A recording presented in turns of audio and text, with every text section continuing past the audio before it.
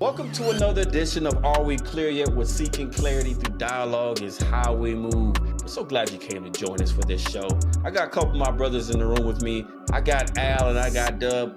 Yo, Dub, how you feeling today, man? Tired. Today was a full day of work. You know what I'm saying? I went to work, and then I went to work at LA Fitness. Let's go.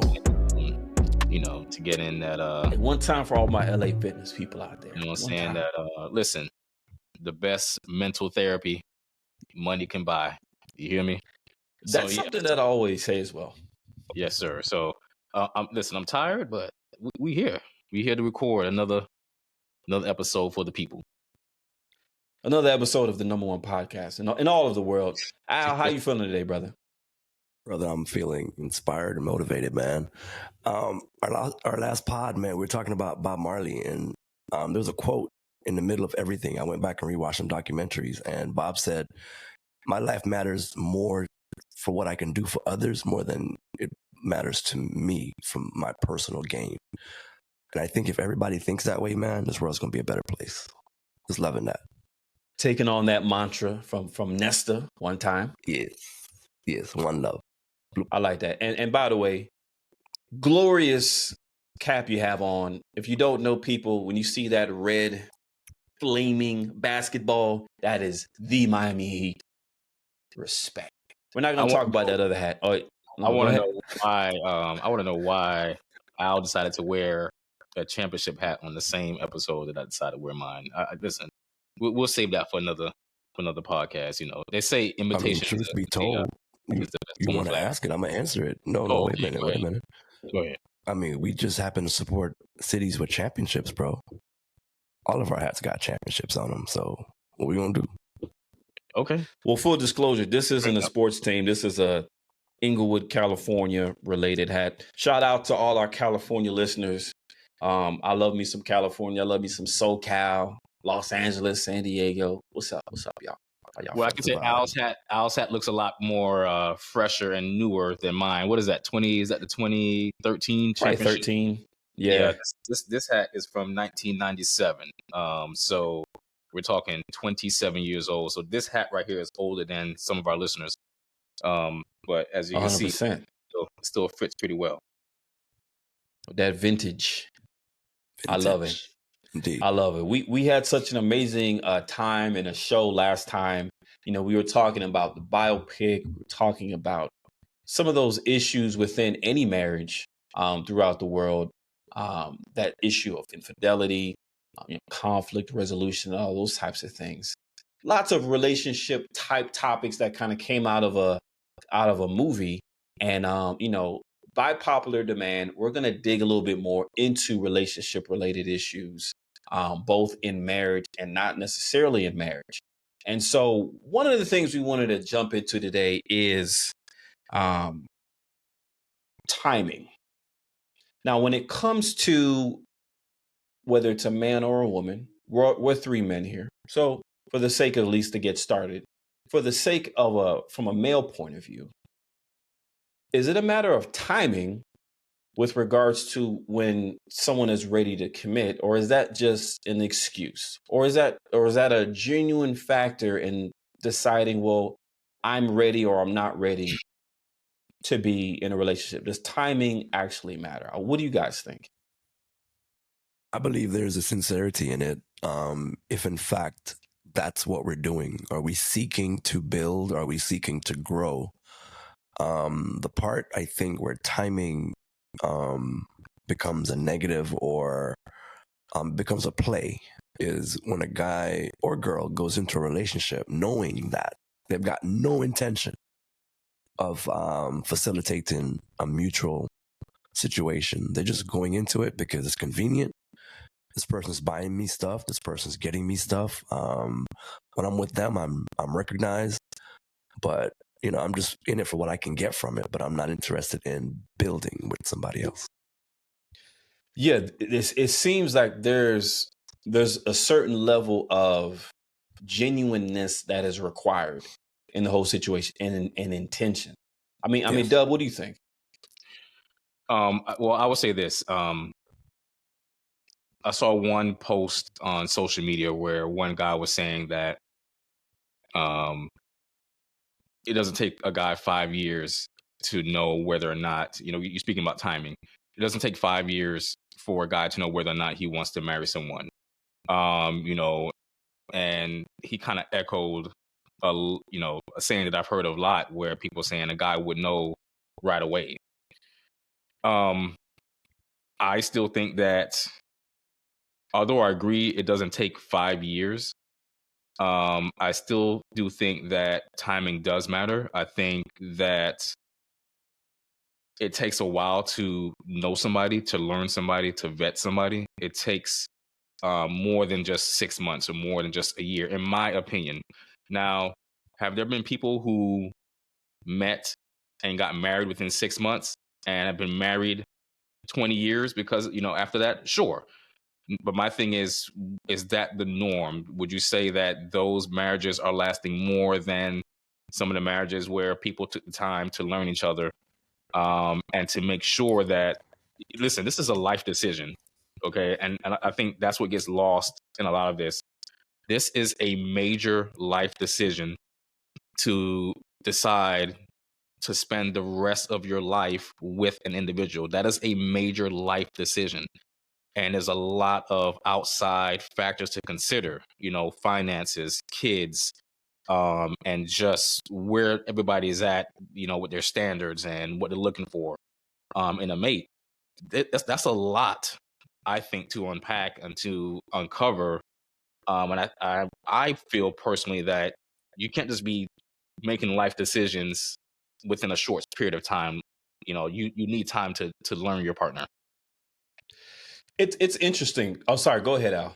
No, listen, I 100% agree with you in terms of, time is required. I think though it's following the same path. So if, for example, he never shouts you out on his social media, or he doesn't he doesn't like to have you on his arm. Like when you're out, he wants you walking 10 steps behind. He doesn't introduce you to his family. Like you don't know anything about him. And we're talking now, we're 2 years in, and he just really doesn't show you. I think there's some things to worry about. Time is not going to cure that. I think where time matters is where you realize that as you're moving forward in that realm, in that space, that you're seeing that as we go forward, the gap between us is closing. So we are learning each other. We're doing more with each other. We are listening to each other. I value your opinion about the things I care about. If none of that's happening, then time out the door. Like, move on. Do your thing. Like, he or she doesn't want to be with you. Yeah, it can be a really uncomfortable thing. And it's one of those subjects that kind of raises back to the top of the consciousness in and around February, because February is obviously the month where Valentine's Day is. And it could be one of those periods in life where things could be illuminated in a very unique fashion, because love is in the air, people are proposing, people are buying elaborate gifts for their girlfriends, or people they're in relationships with. And you hear, okay, 3 months, 6 months, a year. You hear all these time frames thrown around, and yes, those are very good templates to use. That there's generally decent advice, I think, being put out there. But within the context of those 3 to 6 months, what's actually being done during the 3 to 6 months? Is there a continuous conversation going on what I value, you value, like real bare bones, what we see for the future? Or is it just fun? Is it just trips? Is it just, us, having dinners? Like, how are we actually spending the time? What is the value and the substance of the time that we're actually spending? Because if it's pure superficial, if it's pure on just on the surface, essentially, then if a year goes by, then it really doesn't matter if you spent a year, because you haven't spent a year doing the work and doing the digging. Many people call that first 9, maybe 6 to 12 months as information gathering. So by the time you get to that year mark, you're able to make a reasoned decision, more or less. I mean, absolutely. I think though, in terms of timing, man, just the example you used about Valentine's month, let's say, I think it's so commercialized. You know, I was at an event a couple of years ago, and a buddy of mine, he bought his girl Mercedes Benz SUV, nice car, right? Now that's obviously based on his affection for her. And in the back behind us in the audience, it was like, oh, he must really love her. And I'm thinking, you're measuring what you think his love level for her is because you see this car coming down. No, maybe he can just afford the car. Now, I'm not saying he doesn't love her, but the fact one that doesn't necessarily mean the other. It does not. But the world that we're living in is pushing our minds to think that if I buy you the most expensive chain, the best looking purse, I ain't putting no money in it, but I'm buying you a nice purse. That's cool, right? I'm buying you a car. I'm hooking you up with like mortgage payments. People have confused that tangibility with love. And I'm not saying eventually you don't get there if you're mutually heading in the same direction. But me doing that for you the first 3 months doesn't mean I love you. I'm just probably trying to impress you to make you think I'm the guy you should be with. You know what I mean? You know, I hear some people are hitting DMs and asking women for their Cash App before they even meet them. You know, show me you love me, show me you care. Well, there's this lady right now going viral. There's this lady right now going viral, man, on TikTok. I don't have TikTok, but I've seen bits and pieces of it being shared to Facebook. This lady who has like this 50-part story of her ex-husband. I think the name is like. Oh my gosh, I know what you're talking about. So, but I saw like. I'm so glad you brought that up. Yeah, I saw the first, like her first part, like some of it. I couldn't watch the rest of it. I just wasn't really that invested. But one thing that stood out from the little bit that I did hear was that I think they met in 2020 and then they were married in 2021. So, and then all of a sudden she found out that everything was a lie. Well, you didn't take enough time to vet this man, period. That's just what happened. Now, listen, so I know that well, first of all, kudos to her from what I've read, because again, I didn't listen, but I've been reading the commentary, and based on some of the comments, she admitted to ignoring red flags. She admitted to being desperate, and committing too early. But that's just one of those examples that kind of supports where I'm coming from. Maybe people don't think about marriage as a big thing anymore because there's always an out. You can always divorce, and if you're not happy. But marriage used to be, and I still think it is a major life decision. Buying a home is a major life decision. This is life decision. And so, for me, this is just me. I'm only one man out of 8 billion people in the world. For me, I can't fathom making a decision that's going to affect the rest of my life in less than a year. I mean, heck, the women I date, if they have kids, I don't feel comfortable meeting their kids within the first 3 months. I was going to say 30 days. No, the first 3 months, 90 days. I don't even want to meet their kids. I mean, it's just, to me, that's too soon. But, the way the pace, is going to be different. And that's going to be based on prior experience. It's going to be based on your desperation level. A lot of things will factor that, man. But I just can't. I think timing is everything. You don't want to take 5 years, but you don't want to just rush into anything. It's a bad idea. Someone just told me about this this woman. I haven't seen the videos, but someone literally just gave me the cliff notes essentially of this TikTok saga. And honestly, the first thing, because we've all been there in some shape or form, loneliness will make you do some stupid stuff. Loneliness will put some, not just blinders just to cover the side. It's just covering everything. As in, you just can't see because all you do is feel. You just feel lonely. You Oh you boy. have a longing for companionship. And Mm. by way of that longing for companionship, you know what? Maybe I'll just go ahead and do this. Maybe I'll compromise and speak to this person, knowing, and this is for men and women, this is all across the board, knowing this person has a position in this area that's categorically against, what, knowing that this person is not responsible, but they look good.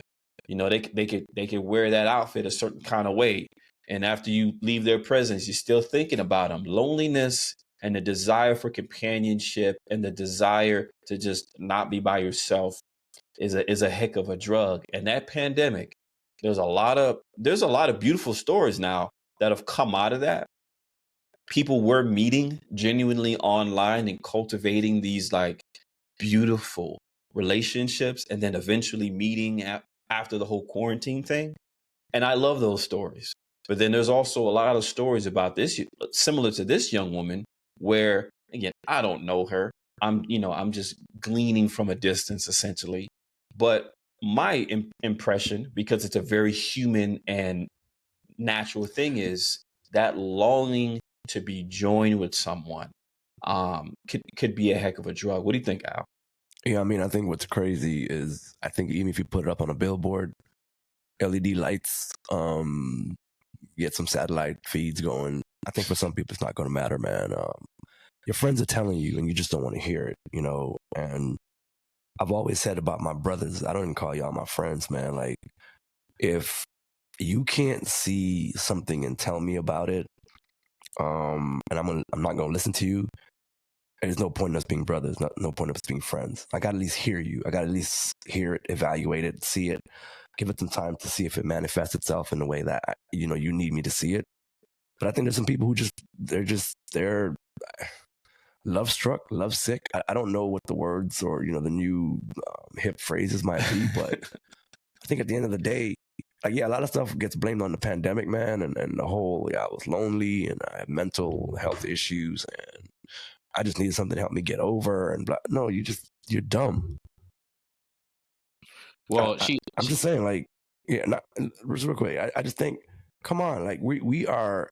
I think we pointed this out in the last pod, man. We have the ability to think, to see things. We're walking down the street and there's a big opening in the street in the street.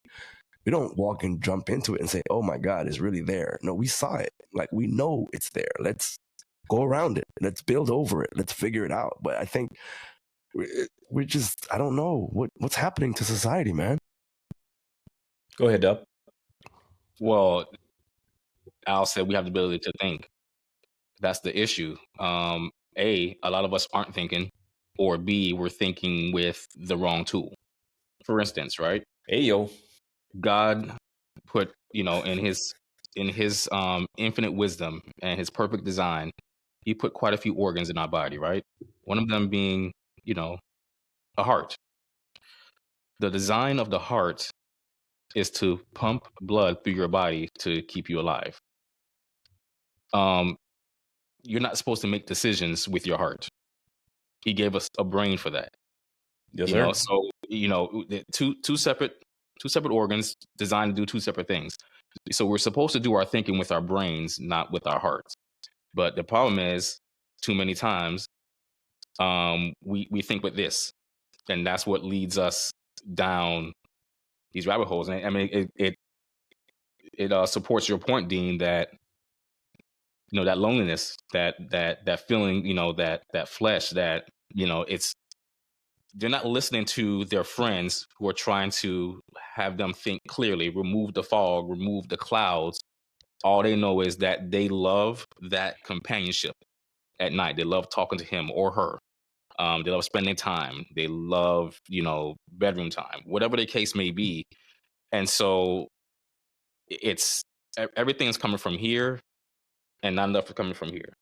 And that's the issue. And listen, it's not an easy thing. It's not an easy thing. But I'm at a point now where for me, it's a logical thing. Mhm. I'm making decisions. I'm looking further because and it's always a battle. It's a battle. I mean, I mean, listen, that's the truth of the matter. It's always a tug of war happening between your brain and your heart. But that's one of those fights where you want to make sure that your brain is winning most of those battles, if not all of them. We're not perfect, but you definitely want that brain to win most of those battles. That will keep you in a much better position. I love it. I want to talk about something, you guys. I saw a social media post, and this isn't the only place that I've seen it. I've spoken to several married couples about this. And it makes me think because, I long to be married at some point. And, whether it's through premarital, whether it's through, numerous conversations, this is one of the areas that I think it'd be very, very helpful for us to get a very good understanding. As our good brother Al said in the last pod, the leading cause for divorce in America is tied to finances. It is money, money, money, money. Why people are really calling it Splitsville.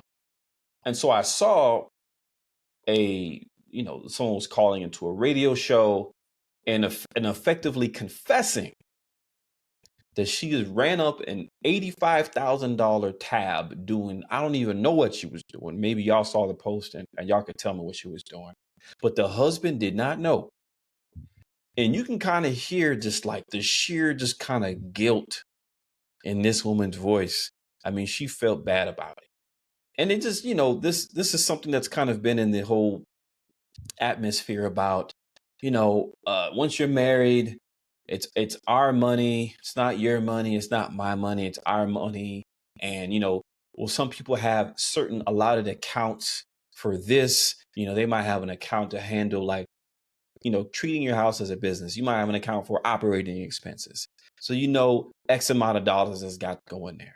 And then I might have my own personal account. You might have your own personal account. But this didn't sound like she had a discretionary $85,000 at her disposal. This sounded like she went ahead and dipped into some stuff that she probably shouldn't be dipping from or borrowing against and running that bill up, and the hubby don't know. So I guess if I could put it into question, what type of transparency and finances should exist in a marriage? You guys, what do you think? Go ahead, Al. I mean, man, just trying to stay relevant. It's just, it's crazy, man. I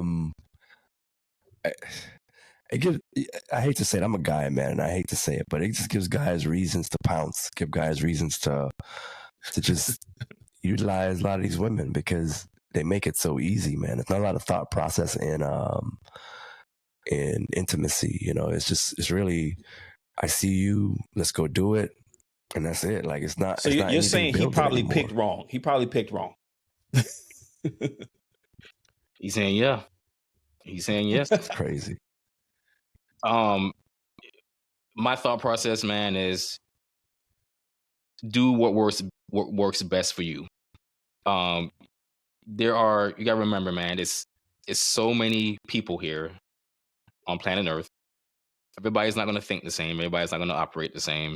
Every marriage is not going to be the same. So I would say every marriage should do what works best for them. Some people believe in a joint account, and then that's it. Everything is joint. Whereas other married couples are like, no, we're not doing that. Or some will have a joint, and then, like you said, everybody had, then they have the old personal account. Because, you have, I've seen posts on social media with, a woman posted that, she was advised that, always have your own account, your own stash, just in case that man leaves you, and he leaves you, you're not just out of luck. And, so, I wouldn't say I wouldn't necessarily say that's bad advice, to be honest with you. It's always good to have a stash. We're talking about a hidden stash, essentially. So a hidden stash. Listen. Just want to get some clarity on what type of stash this is. Is a stash known to the house or just known to the one person? I like transparency, man. I like transparency. So I personally wouldn't hide money from my wife, and I would hope that um my wife wouldn't hide money from me. Yeah. But you know, everybody's different. Everybody's different. What everybody feels is transparent is going to be different. Is levels to it. But for me, that's something that I would want to know. But everybody's different, bro. What can you say? You still with us? Just making sure. Yeah, while I was getting plugged back in, man, that it was hitting me a certain type of way when I was hearing the caller chime in, because it was apparent on its face that, you know what, this woman feels like a certain amount of guilt, and that she's almost anticipating what's about to happen. There's some bad that's about to happen. And it's a shame, because I wonder, did they ever talk about it in the front end? Did they ever get like kind of established, like, honey, how do we want to handle our finances? And frankly, how do we want to handle, like, you know what, if one of us feels that we've kind of like made a mistake, are we able to have a safe place to kind of just bring that to the table, not get yelled at, not get destroyed, and be able to deal with it? Or maybe in this example, this couple didn't do that. They just kind of skipped over, and she's in a position where, like, she feels trapped. She doesn't know what to do, which, honestly makes me a little sad. And so she ran up 85,000 on a credit card. For the sake of argument, let's say it's a credit card, maybe even multiple credit cards. And the husband didn't know about it. Doesn't sound like it. And how did he find out about it? I don't think she's told him yet, based off the clip that I heard. Oh boy. Yeah. I mean, this happens the other way around too, man. A lot of men have a lot of like gambling issues, and Absolutely. they're gambling away the mortgage money and the savings money, and and the wife is finding out about it after he comes home, and 50% of their savings is gone. So it happens both ways, man. I don't know. It's that communication on the front end is important, but what I realize is you can have communication on the front end all you want, and people will still sometimes end up just doing what they want to do. Oh yeah. Oh yeah. And nobody's perfect, but people will still make those decisions, man, that are just not smart, and that will just cause a lot of issues, man, in the marriage. A lot. Yeah, effort matters. I think consistency matters. Body of work matters. So yeah, you talk about it in the front end, and I think you act and you keep in accordance with that over a span of years. And yeah, absolutely, stuff can happen. And you know what? I'm not going to divorce you. I'm not going to go to those lengths necessarily. Stemming off of our last pod, we were talking about what may constitute someone divorcing the other person. I'm not going to divorce you. Now, I probably would like to know a little bit more, because that really could just be indicative of a much bigger problem in our marriage, and on the surface of it is just the excessive spending, but there could be something, much, much more serious under that. Al, you back? I don't think Al's back. I was working, but listen, man, some people are just bad with money. Some people are just terrible with money, man. And it's you remember White Man Can't Jump? Yeah, Wesley Snipes and yeah. And Woody, you remember how Woody lost Rosie Perez? He was just he was bad with money, man. He was bad with money. And when he lied a lot, though. I mean, yeah. You know what I mean? But he could not get out of the way of himself. And a lot of people have that issue. Heck, I have that issue sometimes too, man. I mean, 100%. Listen, J-Dub can't get out of the way of J-Dub, and it happens, man. It really it really happens, bro. You know, so it's I mean, I can see how it can affect the marriage, man. It's, you know, we talk about transparency and open communication a lot, but you know, you just have to wonder, man, how many people are actually doing it. You know, Mm-hmm.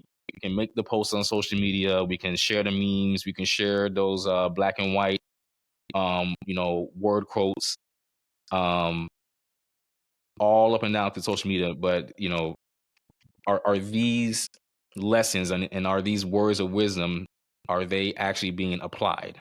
You know, is there a practical application being applied in these marriages, man? So that's the thing.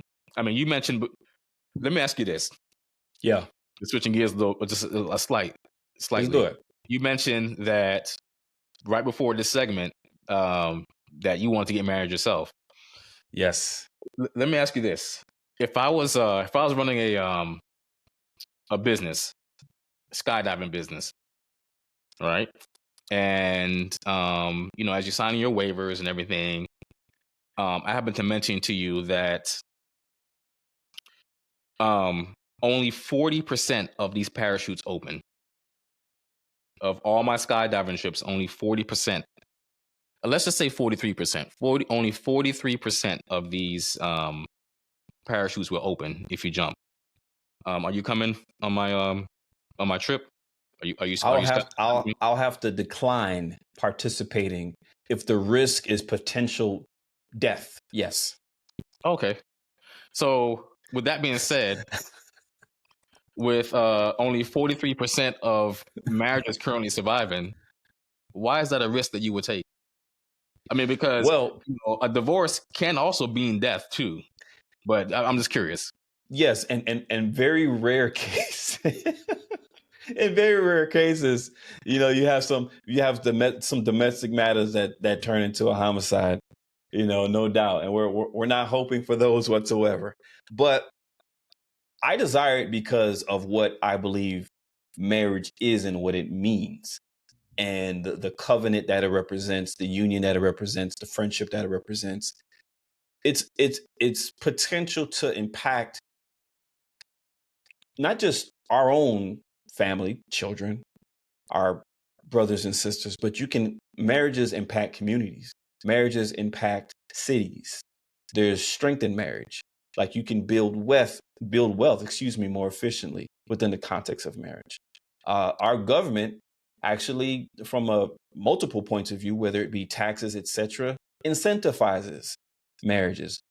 Now, mind you, again, hear me, people. That's not a leading reason to get married because you want to take advantage of the tax incentives and advantages. Please don't do that. I'm never going to tell anyone to do that. It is inclusive of being married.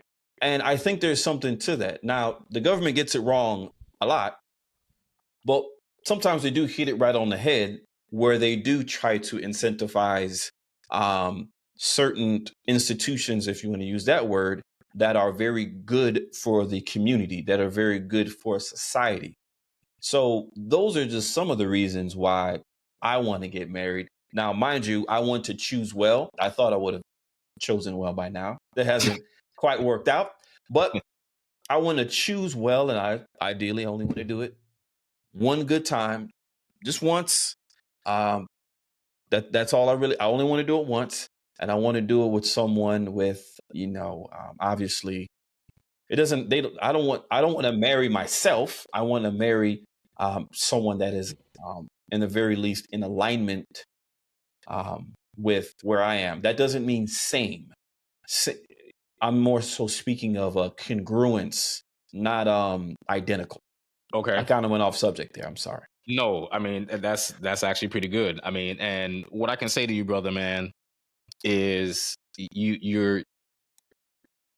I don't want to come off wrong with saying this, because in my mind I'm saying you're doing this the right way, and so I don't know if that would offend anybody. I don't know if there's a right way to get married.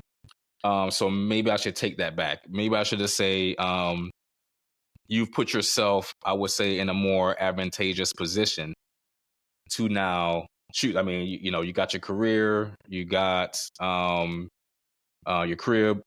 For those who don't know, that means home or house. But you know, you got all of that set.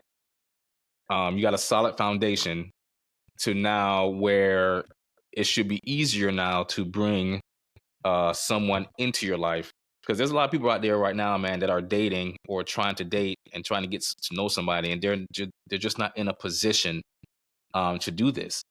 You know, their life is a mess, and they're still out here trying to date. They're out here trying to provide, and they don't have their stuff together.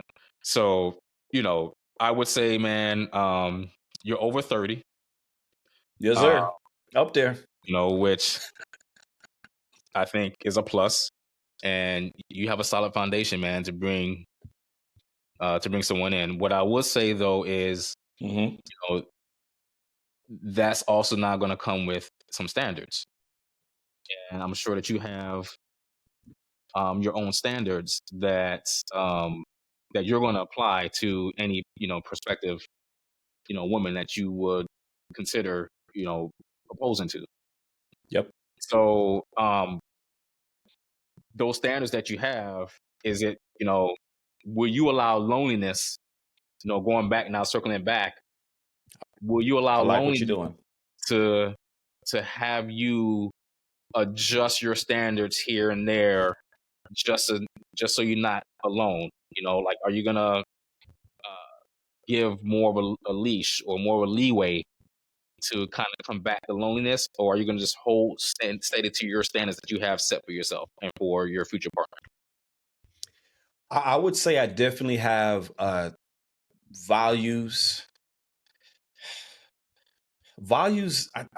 Honestly, values seems like a better fit than standards. Standards could seem a little bit superficial and in some instances kind of rigid. I lean towards two values. For example, I value someone that takes care of themselves. I value someone, and that doesn't mean you've got to have a $200 or $300 monthly Sephora or Mac budget so you can have your face beat down every day. If that's how you roll, I can understand why you roll that way. But I also see a lot of value in someone that just has a more natural look, and they don't wear you know, certain types of makeup. You know, I'm fine with that. So the value is more of like how you're presenting yourself to the world, and what you perceive as being necessary to present yourself to the world in a certain way. And so I value someone that pays attention to those things. And so I guess I probably wouldn't call that a standard, because I don't have like a weight requirement or a height requirement or anything like that. I mean, some people have told me that I have my preferences and my types. And every now and again, I guess I agree with those people, but not all the time. So it's honest to God, a daily internal discussion that I have with myself. You know, turning the big 4-0 this year makes you obviously think about that even more. Like, what matters? What's important? What's gonna like what's gonna stand the test of time?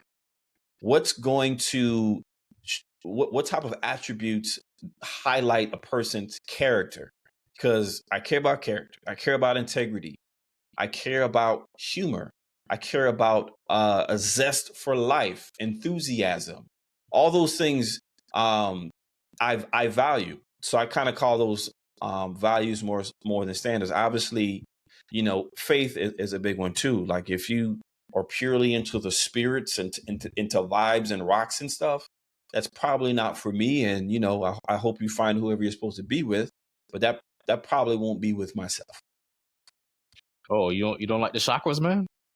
I don't even listen, man. If you don't holding like the spirits, bro.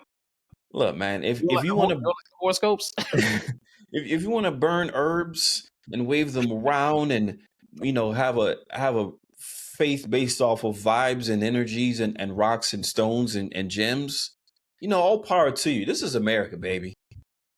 it's a beautiful country. You know, it has its hangups, but if you want to wake up in the morning and believe to those things and ascribe to those things and talk to people freely about those things, you can do it. I'm not going to be able to rock with you on any of that stuff. Unfortunately, I may chuckle a little bit because some of it's very odd to me and alarming. But yeah, that's not for me, dog. You know, in the words of to know for me, Randy Jackson. Shout out. Randy Jackson. That's funny. What? Yeah, that's Oh, funny. oh, welcome Oh, back. Al's Welcome. back. Hey, Yeah. welcome, Oh my welcome God, to the man. pod, Al. Hey, we're so glad to have you on this pod. What just tell me what's on your mind right now after But that. we were trying to be a little more seamless than that, but I got you. Seamlessness is overrated. Nah, man, listen, I've been enjoying, I mean, just because I know my brothers, I kind of feel like I know where we're going with a lot of this stuff. So I'm excited, man. I just think, like you said, standards don't seem to matter. I just want what I want. And if I don't get what I want, it's like, whatever. I'm going to withhold this from you because you're not giving me what I want. And we just got into a competitive arena. And I think, we need some referees with some technical fouls, some flagrant fouls, if you want to call them. You know what I mean? I know we said we're going to do no sports, but I mean, get some VAR up on this soccer field or something, man, and review and go back and see it. Throw a red flag to challenge.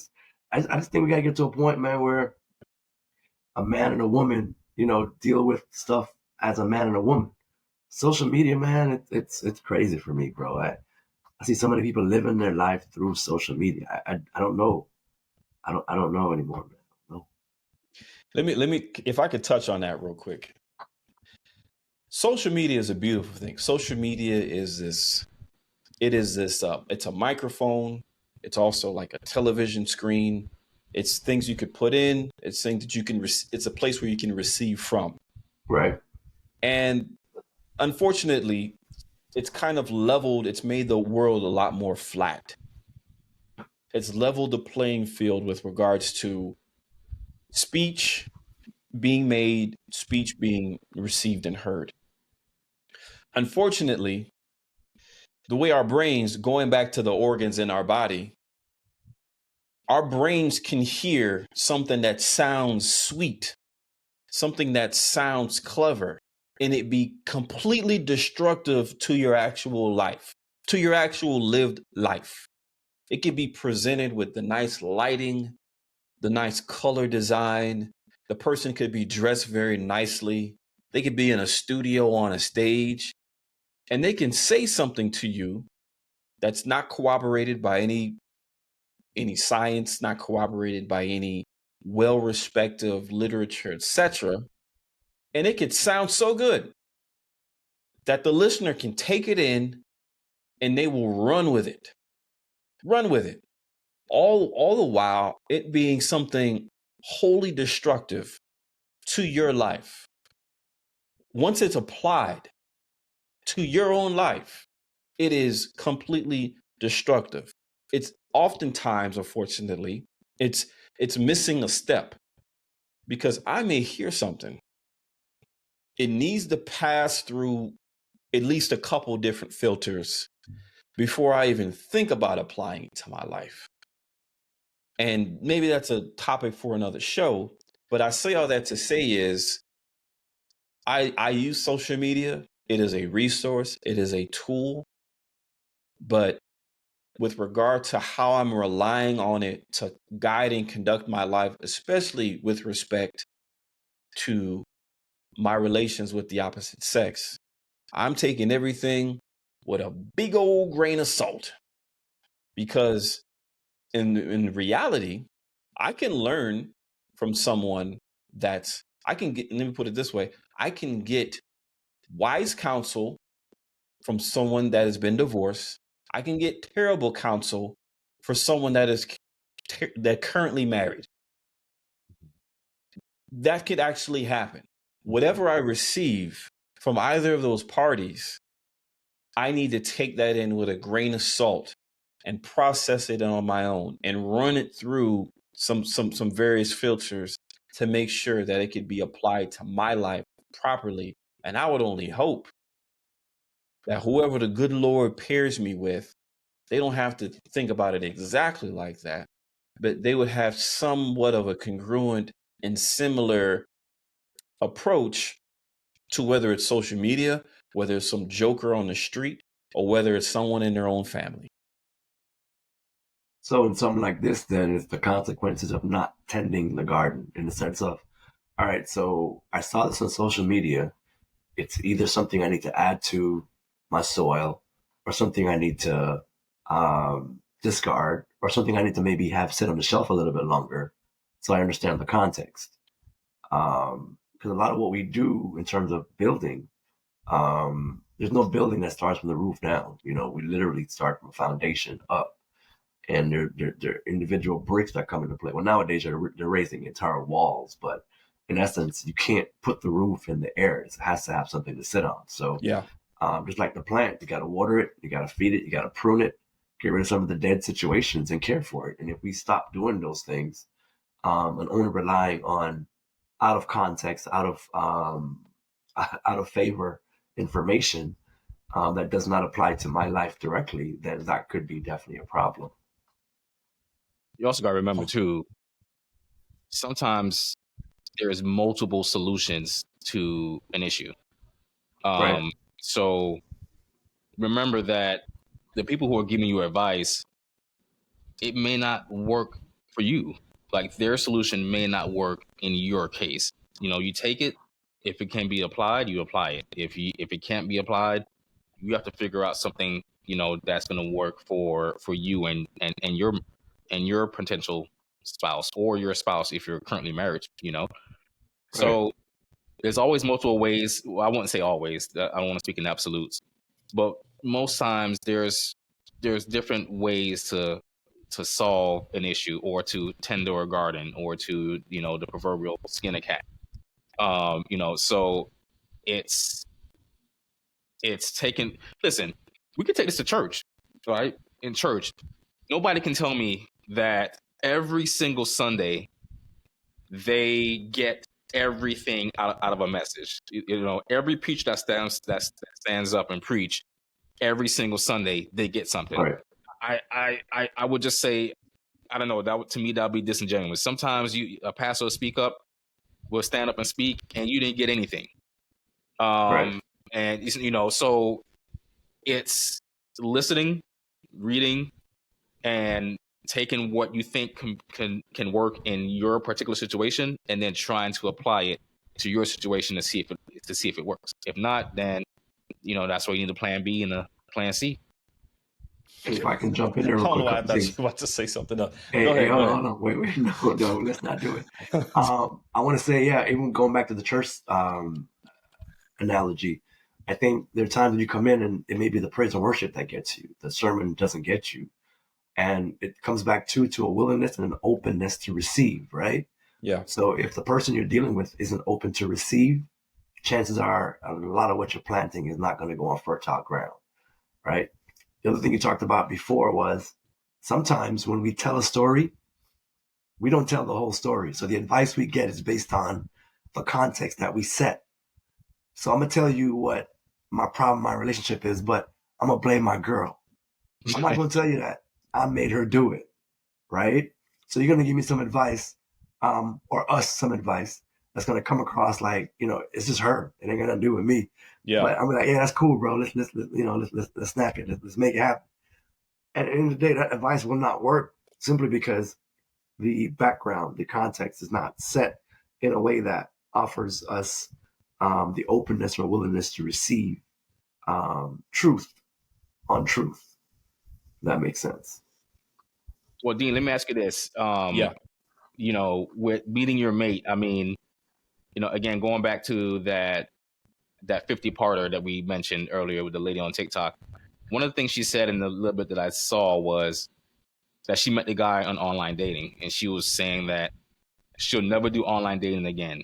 And I thought, for me personally, I thought that was, I mean, listen, she has a right to do what she wants to do. That's her life. But I thought it was misplaced because it wasn't where you met the dude. It was and again, to her own admittance, it was her ignoring flags. It was her being desperate. It was her basically rushing to marry this dude, not necessarily where she met him. But for you, is online dating still an option? Like, do you see a difference between online dating versus going out to your city, your local events to meet someone? Is online dating going to be something that you would consider as an option for finding Mrs. Dino? Currently, it is not an option. It's something that I've entertained, but honestly, is just really nothing. There's really nothing like meeting someone out in the world, meeting someone and just out living life.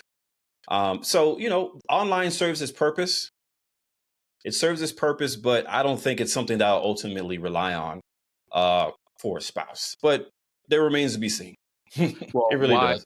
Why? My question to you is why limit your options to just meeting someone out in the world?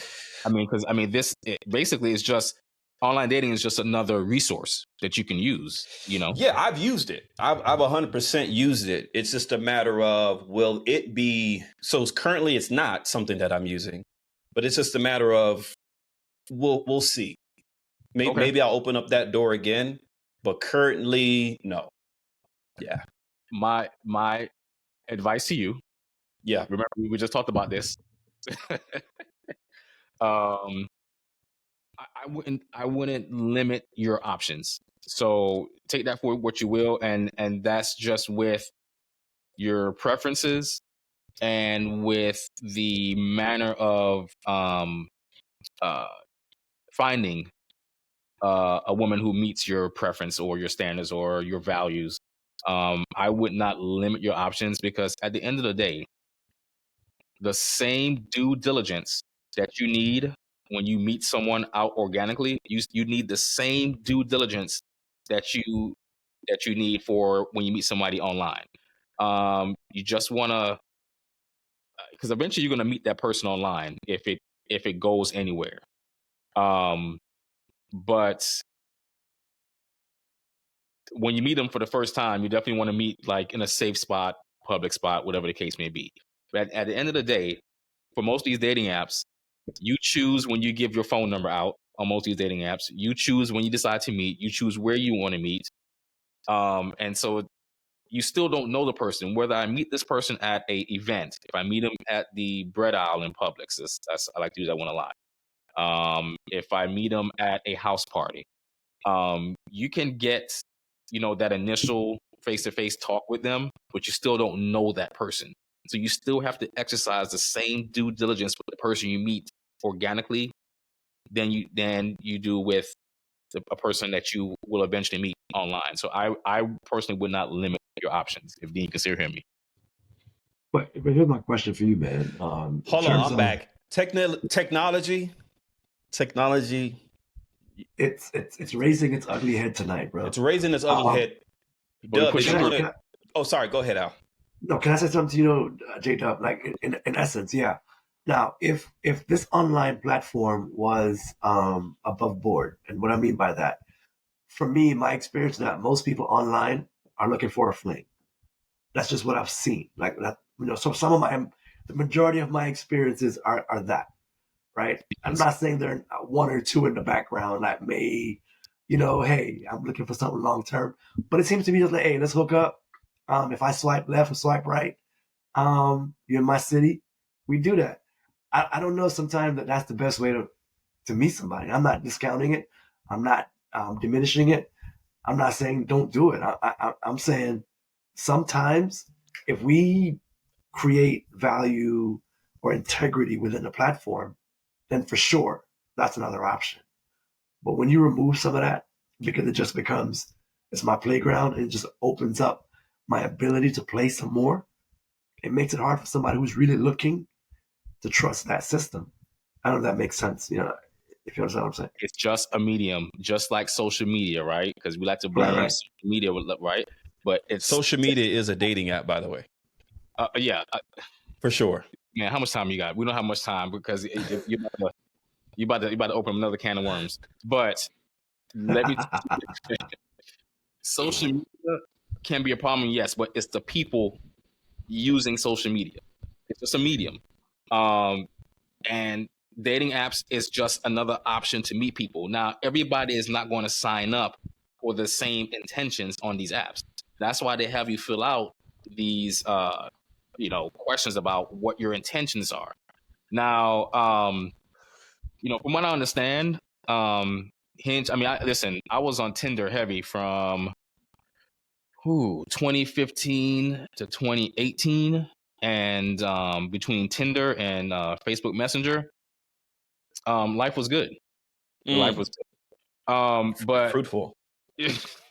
I wouldn't say that, but I mean, I met some interesting women, and I mean, and enjoyed some good times. But my thing is, from what I'm hearing, Hinge is more of a, like, people on Hinge are like seeking life partners and stuff like that. I mean, different apps have their different niche, and believe it or not, there are a lot of success stories, believe it or not, of people getting married off of Tinder, which was that one was known as like just the hookup app, along with POF, which was just, that was terrible. That's just like the POF is like the Spirit Airlines of dating apps.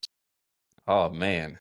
So sorry, I want to just rewind it just a little bit. So with regard to online dating, I've tried several of the apps over the years, pandemic year included, and it's cool. It's okay.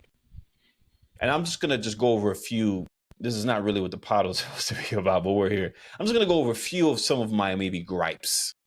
All right, one of my gripes is honesty.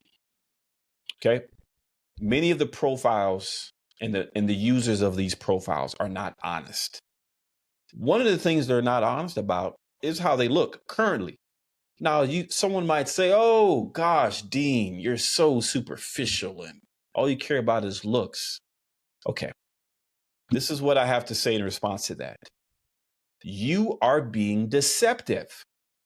Okay, you're presenting something to the world, and when I show up, you do not look like that. That is called being deceptive. That is called being misleading. If it was in any other context, you would say the same thing.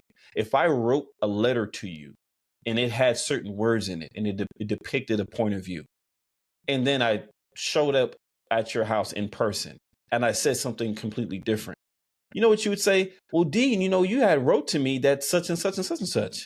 And if I say, well, I'm here now, you're going to look at me like, what? Okay. So there's a lot of dishonesty within that very specific regard. Secondly, one thing that I notice is, for some reason, conversationally, it's usually not very good. Meaning, once I'm able to speak to the person, they don't have a whole lot to say.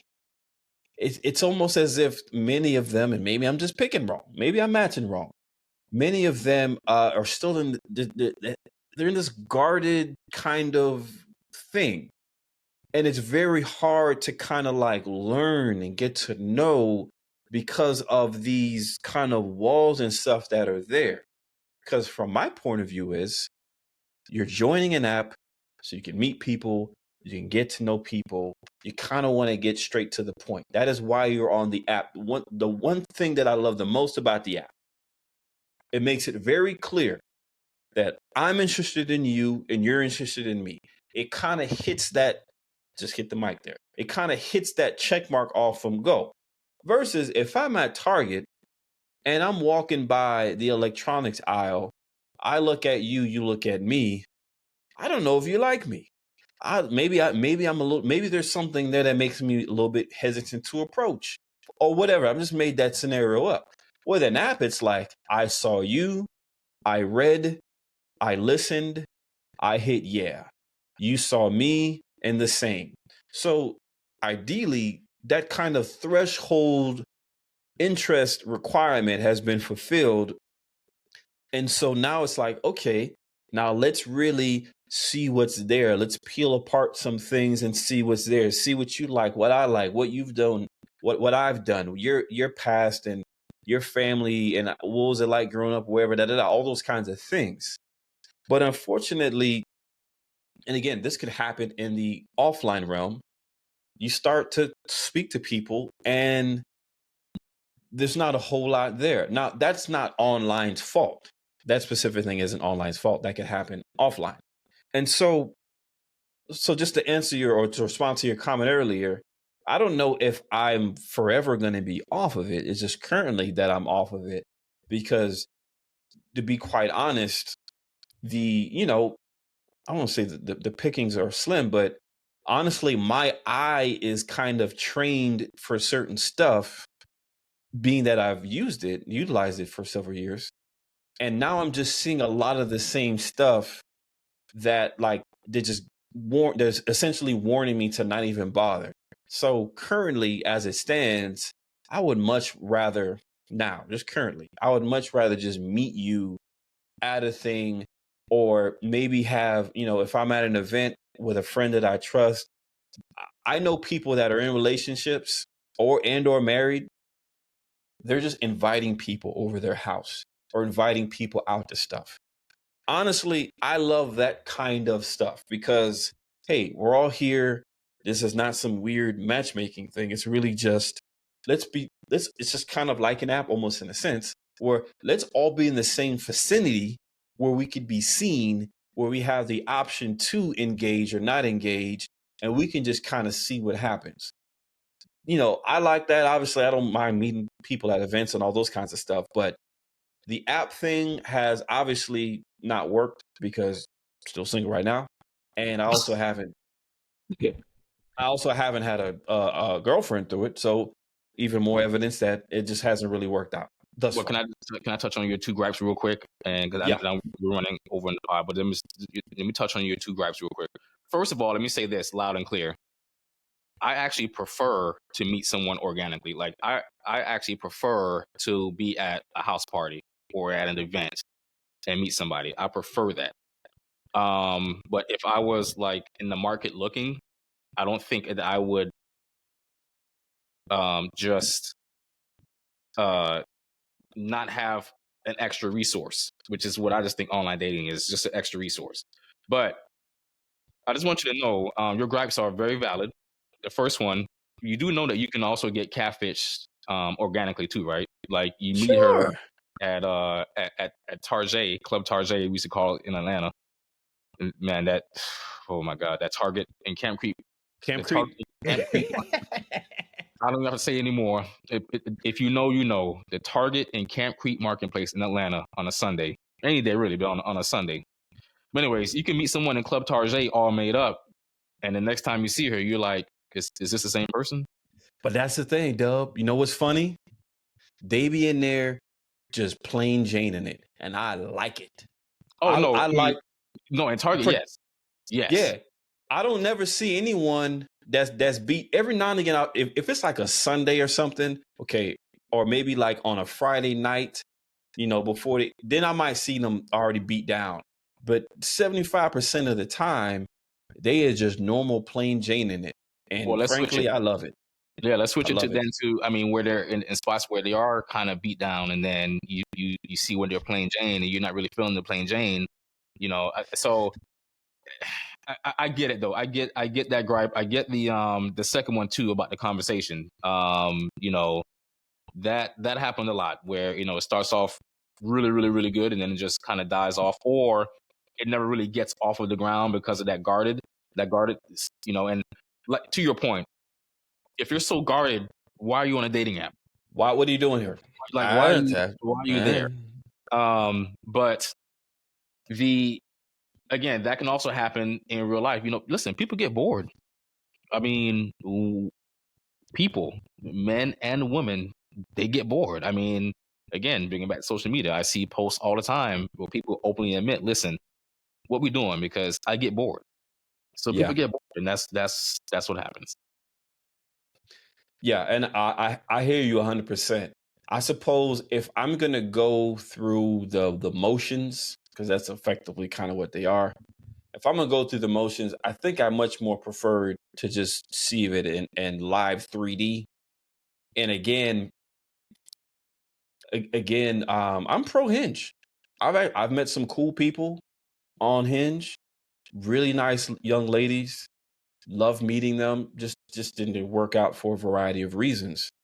But in those limited cases, I probably matched or viewed just a lot of just odd, questionable profiles that now my eyes is a bit trained, so where I can kind of like sift past a lot of that stuff now. But on the front end, I didn't know any better, and I was making some very dumb mistakes. And so at the end of the day, I suppose that's on me. Now I know better, so I'm going to try to do better. And like I said, I'm not closed off to the online thing, but it's also it also in a way is very time consuming in an odd way. And part of it, I also just don't like what it's just doing to my brain. Like I genuinely, I know this is going to shock some women. I don't want to look at a whole bunch of women like that. I genuinely don't. I would rather just, meet one at a time and engage with her and find out things about her, and in an ideal world, like what I'm hearing. And you know what, baby girl, if we don't work out, that's cool. But I generally don't want to look at like 1,000 women. I get it's a part of the process. And, I'm sitting in a position of almost, 40-year-old man, 40, almost 40, without a wife. And so it's like, all right, they say beggars can be choosers, yada, yada. But at the same time, I still should hold true to the values that matter, not like frivolous values, but hold to values that matter. And also being happy.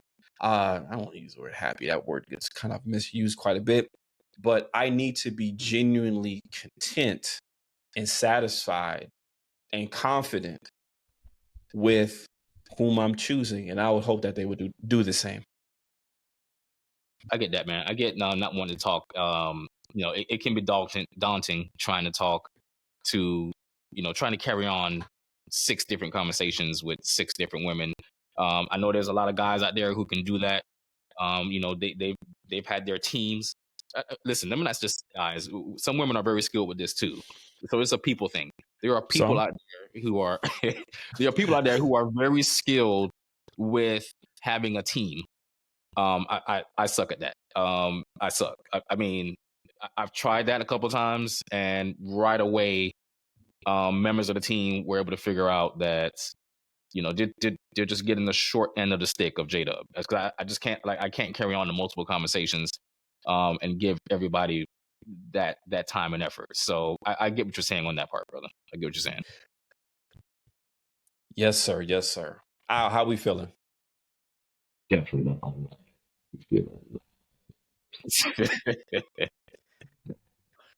But listen, I'm not knocking it, man. I'm just saying, you got to figure out what works for you, bro.